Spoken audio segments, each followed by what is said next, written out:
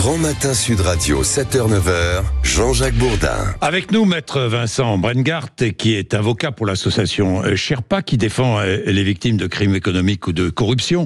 Maître Brengart, bonjour. Bonjour. Merci d'être avec nous. Vous êtes partie civile dans le procès Nicolas Sarkozy, mais il n'est pas seul. Claude Guéant, Brice Hortefeux, Éric Woerth. Procès pour corruption. Le parquet financier a requis donc 7 ans de prison, 300 000 € d'amende contre Nicolas Sarkozy, ainsi que 5 ans d'inéligibilité. Réquisition que l'ancien chef d'État a accueilli, le visage un peu pétrifié.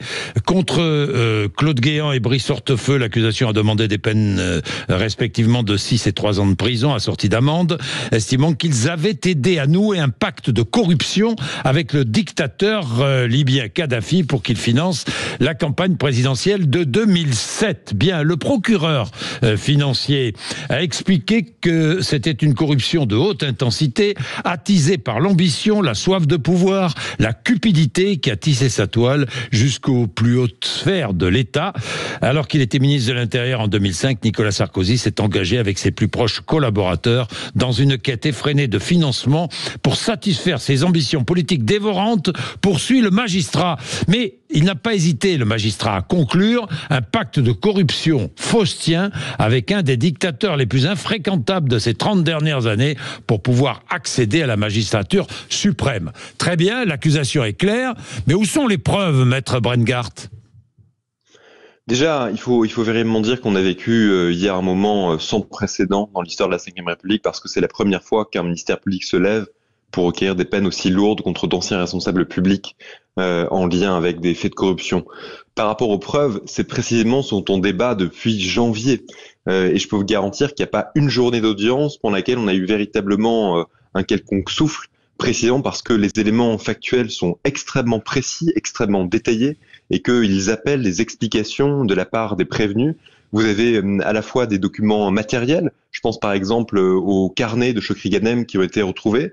Vous avez aussi des archives numériques, par exemple les archives numériques de Ziad Takieddine qui sont extrêmement précises, extrêmement documentées.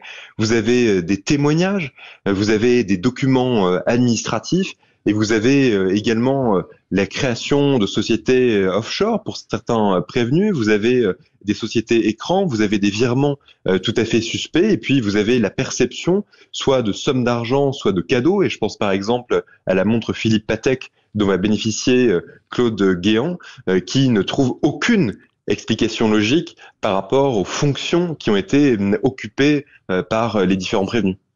Maître Vincent Brengart, je regarde la défense de Nicolas Sarkozy. Les avocats de la défense plaideront la semaine prochaine. Qu'a dit Nicolas Sarkozy ? Il estime que la fausseté et la violence des accusations et l'outrance de la peine réclamée ne visent qu'à masquer la faiblesse des charges alléguées. Et je pense véritablement qu'on assiste tout se jouera sur les charges et sur ces preuves ou pas. Et évidemment que tout se jouera sur les preuves, et il faut rappeler que tous les prévenus sont présumés innocents, oui. Et Nicolas Sarkozy comme les autres. Maintenant, moi j'ai l'impression d'assister à un double débat, c'est-à-dire qu'il y a un débat qui est un débat médiatique et un débat qui est un débat judiciaire. Et je pense qu'il y a une volonté de pouvoir imprimer une réalité du dossier qui n'est pas celle qui correspond à celle que nous débattons depuis maintenant le mois de janvier. Et d'ailleurs, on avait promis dès le début de ce dossier que le dossier était vide, que le dossier était politique. En réalité, personne, aucun des observateurs ayant assisté aux audiences ne peut décemment soutenir aujourd'hui que le dossier est vide. Et d'ailleurs, on a cette confirmation qu'il y a eu un financement libyen. Et désormais, en fait, Nicolas Sarkozy explique que même s'il y a eu un financement libyen, lui n'était pas au courant et que, en fait, il aurait été escroqué ou ils auraient été escroqués par Takieddine. Mais ça n'a aucun sens. Ça n'a aucun sens. Pourquoi est-ce que ce ne serait pas crédible ? Mais parce qu'en fait, vous avez un faisceau d'éléments qui est extrêmement concordant. Et je pense notamment à des rencontres comme celles qui sont intervenues en Libye entre Claude Guéant, Brice Hortefeux et Monsieur Senoussi, terroriste condamné par contumace en France à la prison à perpétuité pour un attentat terroriste.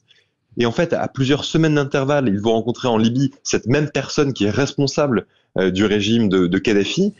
Et curieusement, ils vont expliquer en réalité que c'était un piège qui a été brandi de sa part, que eux n'étaient pas au courant et que non seulement c'était un piège et qu'ils n'en auraient jamais référé à Nicolas Sarkozy qui par conséquent n'était absolument pas informé. C'est-à-dire que vous avez deux personnes qui vous expliquent, deux responsables publics français qui vous expliquent qu'elles ont été piégées par une personne condamnée par contumace à perpétuité. Je veux dire, ça fait partie des nombreuses incohérences dans ce dossier parce que non seulement vous avez un faisceau d'indices extrêmement important et qui d'ailleurs est en corrélation avec l'infraction qu'on reproche, c'est-à-dire que l'association de malfaiteurs qu'on vient reprocher, elle repose sur des faits qui peuvent être des faits matériels et qui peuvent procéder d'un faisceau d'éléments comme celui qui est rapporté dans le dossier.